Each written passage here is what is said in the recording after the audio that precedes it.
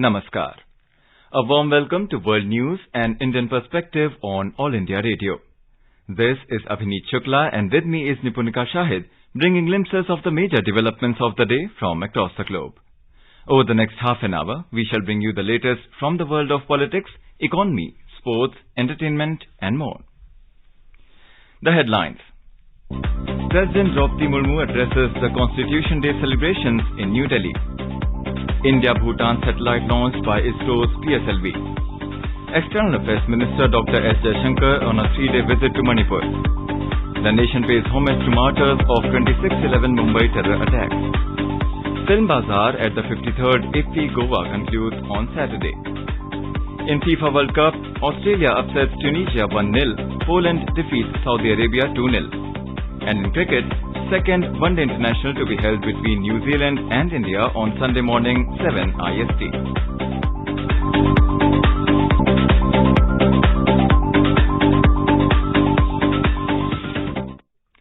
President Draupadi Murmu on Saturday said that Preamble's singular focus is how to improve social good. In her valedictory address at the Constitution Day celebrations organized by the Supreme Court in New Delhi, President Murmu said the onus is on everyone to make the process of seeking justice affordable for all. She praised Supreme Court and other courts in the country who have endeavored to make judgments available in regional languages, thereby making important judgments accessible. She said live streaming of court proceedings will also go a long way in raising public awareness. The President said landmark judgments passed by Supreme Court have strengthened legal and constitutional framework. She expressed confidence that the Apex Court will remain the sentinel of justice in the times to come. The India-Bhutan Sat, jointly developed by India and Bhutan, was launched into space on Saturday by ISRO's Polar Satellite Launch Vehicle, PSLV. External Affairs Ministry said a high-level delegation from Bhutan led by Minister of Information and Communications of Bhutan, Leonpo Karma Donenwangdi, specially travelled to Sriharikota to witness the launch of the India-Bhutan Sat. An 18-member media delegation from Bhutan, who is on a week-long familiarization visit to India, was also at Sriharikota to witness the launch of the India-Bhutan Sat. External Affairs Minister Dr. S. Jaishankar on Saturday said that it was a historic milestone for India's bilateral relations with the Kingdom of Bhutan. Joining in a video conference, he said that during his visit to Bhutan, Prime Minister Narendra Modi had announced that India would provide satellite assistance to cope issues, including natural disasters, for friendly countries. During the Prime Minister's visit, the two sides had jointly inaugurated the Ground Earth Station of the South Asia satellite in Thimphu, constructed with the support of ISRO. India and Colombia have reviewed bilateral relations and discussed cooperation in international fora. Secretary East in the Ministry of External Affairs Ministry, Saurabh Kumar, held discussions with his Colombian counterpart, Francisco Jose Coy Granados. During the meeting, the Colombian side highlighted the priorities of the new government and gave an assessment of the regional situation. Union Minister of External Affairs Dr. S. Jaishankar arrived at Imphal this afternoon on a 3-day visit to Manipur. While attending the interaction session on Indian foreign policy organized by Manipur University in Imphal on Saturday, the Union Minister said that the Manipur state has been facing problems due to the chaotic situation in neighbouring country Myanmar. He also said that the youths of the country have bigger roles to play in the present modern world. Shri Jaishankar said that more than 3 crore Indian citizens are working in different countries. The Union Minister said education should not only be regarded to get a job. Instead, we need to choose the trade which suits us and work hard to master it. The Minister will visit different war memorials situated in Imphal and Vishnupur districts on Sunday. He will also visit the Ima marker of Huaramband Bazaar in Imphal and interact with women vendors. The interactive briefing of heads of missions of G20 countries was held on Saturday in Andaman and Nicobar Islands. Prior to this, the G20 delegation received a warm welcome on arrival in Port Blair on Friday. Soon after their arrival, the delegation visited the National Memorial Cellular Jail. Former Foreign Secretary and G20 Chief Coordinator Harshvardhan Shringla and ex-CEO Niti Aayog and G20 Sherpa Amitabh Kant are part of the delegation. In a tweet, G20 Sherpa Amitabh Kant said, It is a moment of immense pride for the entire nation as the journey of G20 India presidency begins at Cellular Jail, Port Blair. The briefing of G20 will be held at Swaraj Dweep. G20 Sherpa Mr. Amitabh Kant and Chief Coordinator Harshvardhan Shringla also met Lieutenant Governor Admiral Retired D.K. Joshi at Rajniwas in Port Blair. Discussion was made over feasibility of scheduling further G20 India events. India will take over the G20 presidency on December the 1st this year. A number of programs have been organized to mark the 14th anniversary of 26/11 Mumbai terror attacks that shook the conscience not only of India but of the entire world. Maharashtra Governor Bhagat Singh Koshyari, Chief Minister Eknath Shinde, Deputy Chief Minister Devendra Fadnavis and senior officials paid tribute to the police personnel who laid down their lives while fighting with the terrorists. They laid wreaths at the police memorial. Mr. Fadnavis later participated in a program organized at the Gateway of India to honor the policemen who sustained injuries while confronting the terrorists. Located just near Gateway of India, the iconic Taj Hotel was one of the places which was targeted by the terrorists. In order to honor the police personnel who valiantly fought the Pakistani terrorists, a run has been organized from Sangli till the Shaheed Tukaram Ombole Smarak at Girgaon in Mumbai. India's PSLV C-54 was launched from Satish Dhawan Space Centre, Sriharikota at 11:56 am on Saturday. The mission payloads, including OceanSat and 8 other nanosatellites, have separated in the specified 2 hours in 2 different sun-synchronous orbits. About Earth Observation Satellite, ISRO Chairman S. Somnath said that specific data from the satellite will be used by the government departments. Mission Director S.R. Biju told PSLV rockets are the workhorses of ISRO and they never fail to deliver. The director of the space vehicle, K. Tenmozi, said that the payloads are indigenous and will provide crucial data including maritime security and detection of cyclone in potential zones. It was another jubilant occasion both for the scientists and others at the control room at the Satish Dhawan Space Centre, Sriharikota. More than 7,000 viewers at the public gallery on Saturday whistled and clapped as the rocket soared into the bright blue sky with a reverberating sound. The payload include ocean satellite to monitor sea surface. Q-band scatterometer is to take precise pictorial data to reveal weather and other information. Argos, a French payload, will reinforce the existing fleet of Indo-French satellites working on weather surveillance that are already in orbit. The Anand Nano satellite is a technology demonstrator for commercial applications for Earth observation using a microsatellite in low Earth orbit.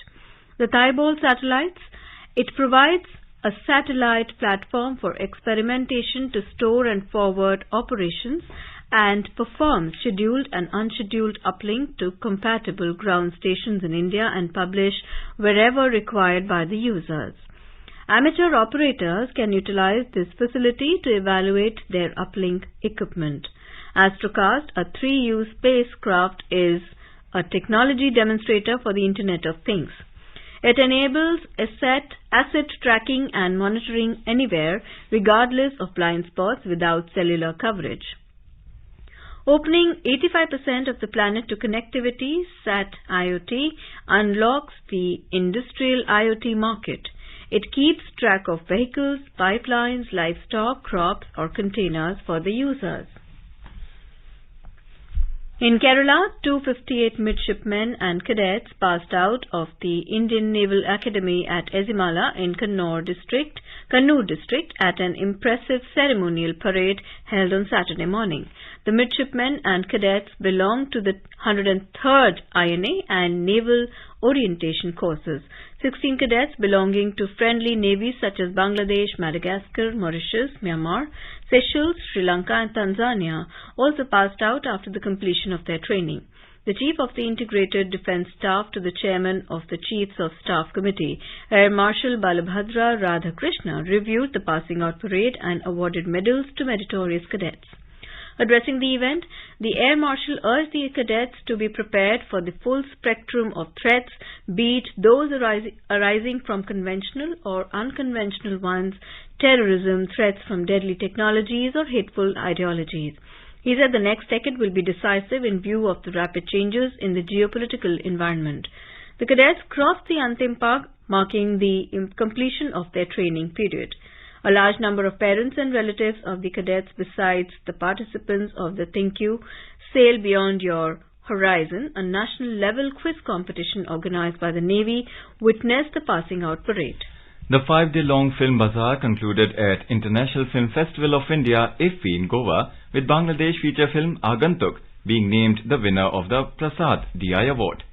The Biplop Sarkar directed movie was screened in the viewing room section, which presents Indian and South Asian films looking for film festivals, world sales, distribution partners and also finishing funds. Film Bazaar is a converging point for film buyers and sellers from all across the world, with a focus on discovering, supporting and showcasing the South Asian content and talent in filmmaking, production and distribution. It offers filmmakers a unique platform to introduce their work and discuss in depth the topics depicted in their films. From the work in progress, that is WIP lab section of Film Bazaar, Kannada film Mithya bagged the Prasad Post-Production Award, while multilingual Nepali, Kumaoni and Hindi film Bahadur won the Movie Buff Appreciation Award. Two short movies, Periya Naiki by Bala Murli Shingade and Suchana Saha's animated film Priyo Ami, received the Under the Film Bazaar Recommends, that is FBR category. The French Institute Award by the French Embassy was given to Kissa-e-Circus by Savita Singh, which was showcased in the co-production market. NFDC MD and IFFI Director Ravinder Bhakar said that the 16th edition of Film Bazaar was a stupendous success as it saw a footfall of 1,400 registered delegates. In alignment with global markets, this year's Film Bazaar expanded its scope by including country, state and industry stakeholder pavilions. Adding to the dynamic lineup of programs conducted at Film Bazaar, a new program, namely Book to Box Office, was introduced. Given the launch of incentives for international productions and official co-productions, Film Bazaar saw the Spanish Film Commission and the British Film Institute initiate a dialogue with Indian filmmakers for greater collaborations. And in FIFA World Cup on Saturday, Australia defeated Tunisia by a solitary goal in their World Cup Group D match. For Australia, Mitchell Duke scored the winning goal in the 23rd minute of the play. In the second match of the day that started at 6:30 p.m. Indian Standard Time, Saudi Arabia and Poland have locked horns fiercely. Poland won by 2-0. The third match between France and Denmark started at 9:30 p.m. Indian Standard Time. In cricket, the second ODI between New Zealand and India will be played at Seddon Park in Hamilton on Sunday. The match will start at 7 a.m. All India Radio will broadcast ball-by-ball commentary alternately in Hindi and English, and it will be available from 6:30 a.m. till the end of the match on FM Rainbow Network, in the press and FM relay stations. It will also be broadcast live on DD Sports. The hosts took a 1-0 lead in three-match series, registering a comfortable victory against India in the first ODI by 7 wickets at Auckland on Friday. Chasing a target of 307 runs, New Zealand scored 309 for 3 in 47.1 overs. Debutant Umran Malik took 2 wickets for the visitors. The third match will be played on Wednesday at Hagley Oval in Christchurch. In today's Hotspot section, we bring you a discussion on rise in India's exports of pharmaceutical products and emergence of India as the pharmacy of the world. In conversation are Sharat Kohli, economic analyst, and moderator Arjun J. Chaudhary, AIR correspondent. Now we bring you a discussion on Indian Pharma winning Global Trust, rise in India's exports of pharmaceutical products. The participants are Sharat Kohli, economic analyst, and Arjun J. Chaudhary, AIR correspondent. So I'm joined by Shri Sharat Kohli, our expert on today's Spotlight program, and the subject of our discussion is on India. Pharma winning the Global Trust, rise in India's exports of pharmaceutical products. And the reason why we're discussing this particular topic is because India's exports have gone up by 138% for the April to October period, and as a result of which clearly that's adding to our dollar revenues that come in. Sharad, let's begin by understanding what the exports are really about when it comes to pharmaceuticals. Are we talking about generic drugs which are manufactured in India and then exported exported and that are FDA approved? Well, as far as exports are concerned, I think India is almost now getting to a 360-degree coverage of the entire range of pharmaceutical products. To name some of them, I would say the active pharmaceutical ingredients, the APIs.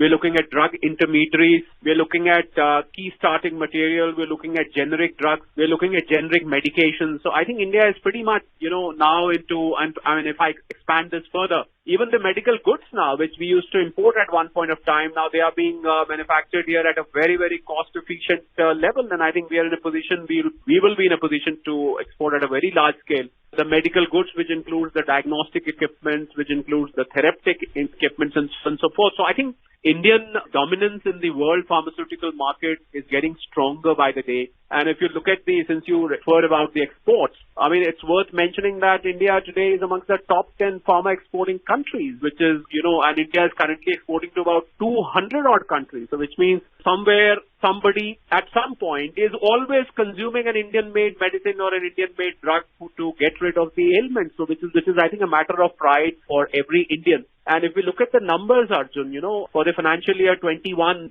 $24.44 billion worth of export was done. And in financial year 22, it was 24.6 billion, and it's been rising all through. I'm talking, of course, the year ending March 22, and thereafter we've seen a phenomenal rise. And this is all thanks to the vaccines and all thanks to the phenomenal research and development which has been done in the Indian pharmaceutical sector. And when it comes to vaccine, Arjun, we are almost doing 50% vaccines as far as the world requirements are concerned, which means every second vaccine being given to a child or to anybody for that matter in the world is coming from India. We almost have a 40% share of the US generic demand, and we should not forget that US is one of the largest markets and one of the most stringent markets in drugs. They've got very strong FDA norms, which you cannot bypass. The quality of the medicine, the level of confidence of the medicine has to be extremely high. And it's a matter of pride that we have 40% of that generic demand in the US. When it comes to UK, we've got 25%. I think most number of US FDA-approved companies, if I remember correctly, about 500 FDA-approved companies in the US come from India, which is a record in itself. No other country has been able to get those many approval for manufacturing facilities in India as far as FDA is concerned. And we all know how stringent and how particular FDA is in giving approval to the companies around the world, Arjun. So if you look at vaccines, we've had the collaborations with research institutions like the ICMR, the Indian Council of Medical Research, and then you have the NIV, the National Institute of Virology, with whom the private sector has collaborated to produce these vaccines.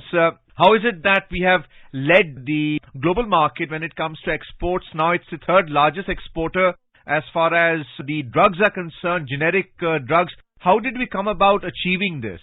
I would give 3 points where we have won over. The first point is the low cost of production, because we all know that in the Western world, pharmacies and anything related to drugs is extremely, extremely expensive. And for most of the families, especially the middle class and the lower middle class, it gets beyond the point where they can afford. That's the first point. The second and a very important point which has been India's USP is the research and development. I think R&D, as far as India is concerned, has been very strong on the pharmaceutical front, because we today have over 3,000 companies, Arjun, as far as pharmaceuticals is concerned, and they've got manufacturing facilities which are over 10,500 to be precise. If we call them factories or call them manufacturing facilities, almost each one of them. You have a very strong, if you ever get a chance, our listeners, if they get a chance, they should try and visit a pharmaceutical company. You will find that their lab where research and development is almost round the clock. It's year round, and this research is done extensively. There's a lot of effort which is put into the research, and it converts to a new invention. And I think that is where India has been scoring. And the third point I would like to mention here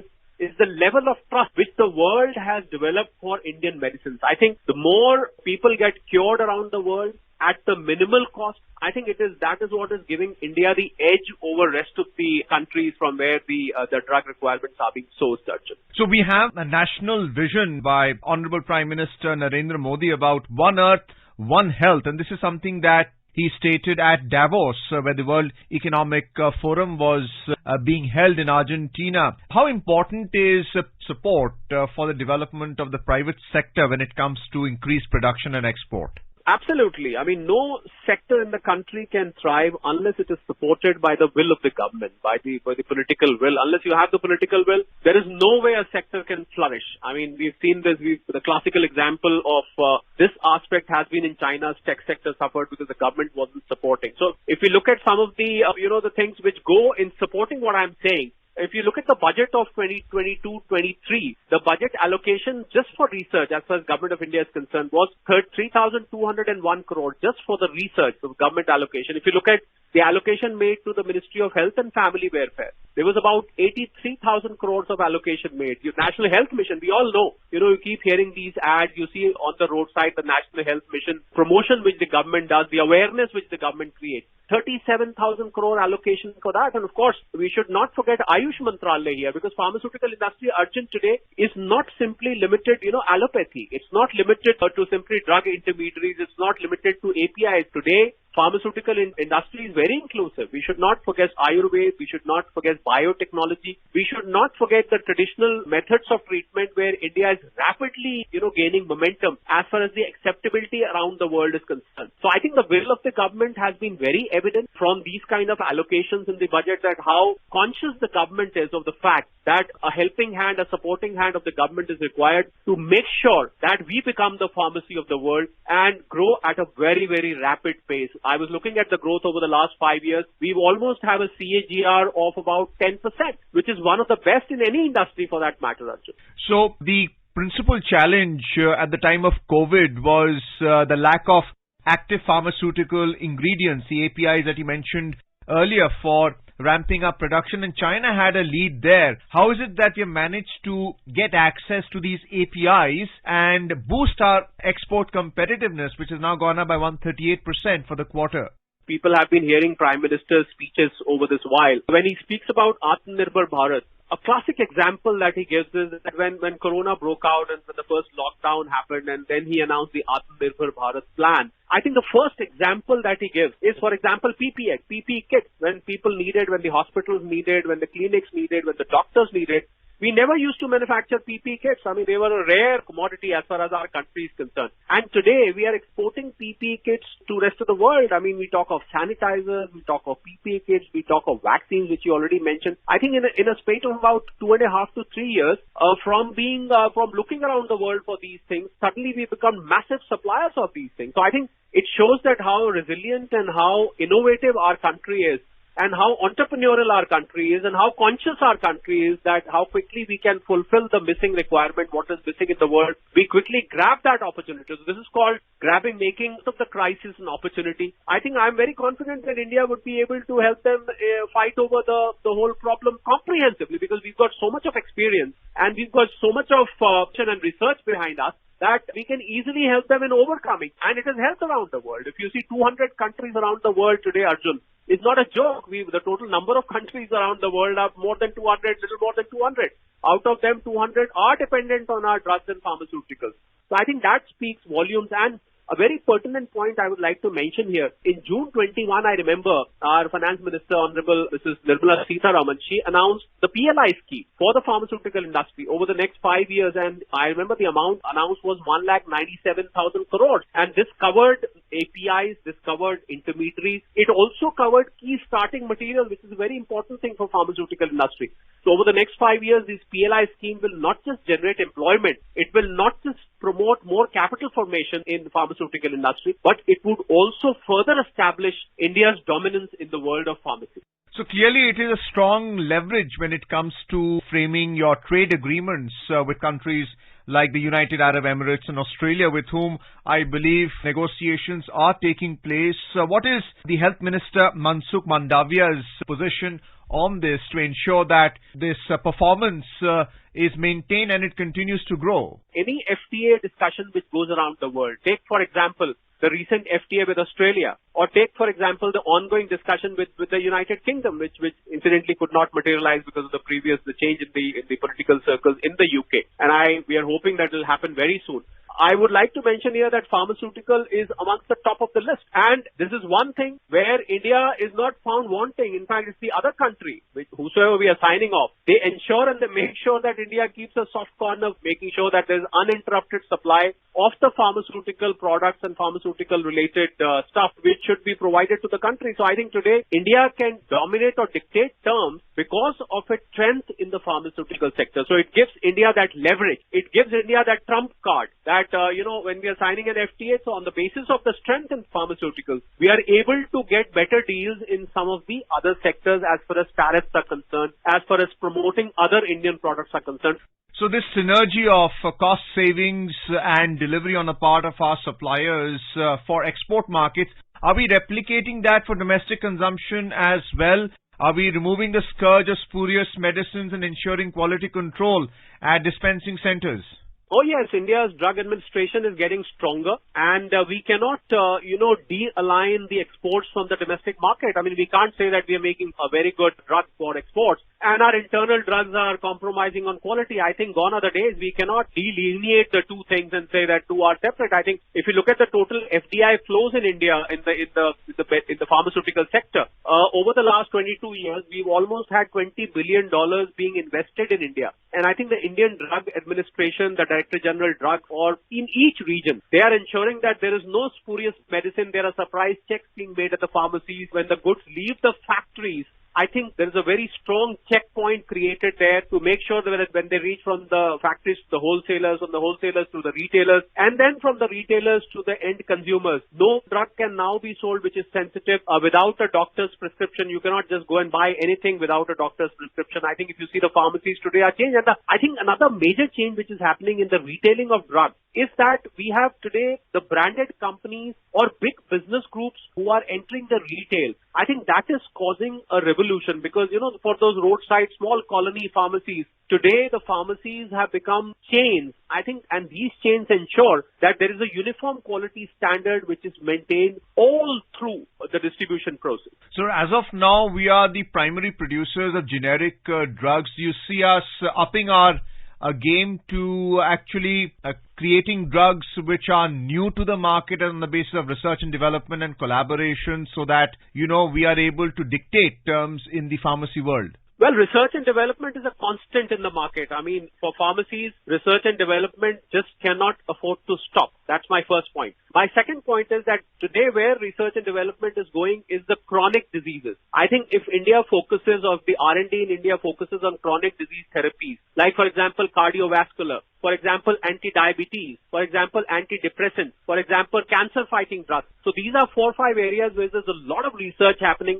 And I think if this research culminates into new innovations, into new inventions, into new creations, I think India's dominance will only become stronger. And the world is completely, totally, absolutely going to depend on Indian drug and pharmaceutical industry, Arjun. Well, thank you so much, Sharad, for giving us your views on the pharmaceutical market in India and how it's able to lead exports. The results speak for themselves, 138% rise for the quarter, and informing our listeners on how the drug market is transitioning from manufacturing generic drugs to new drugs because of innovation. Thank you so much, Sharad. Thank you so much. Thank you.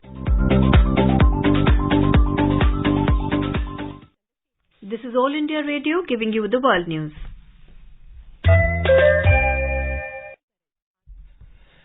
And a quick look at the headlines once again.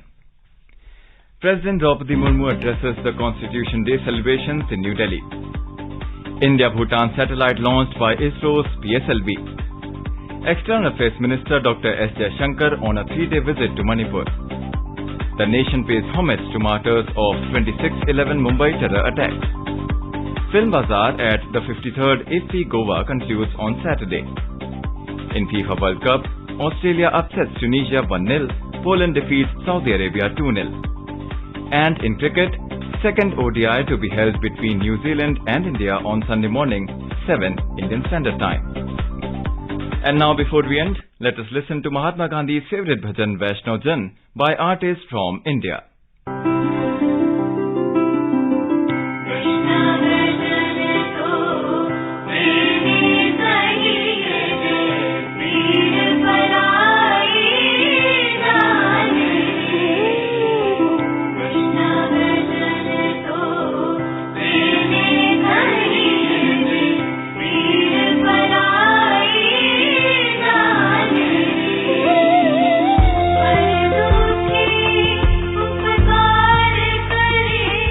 With that, we end the bulletin.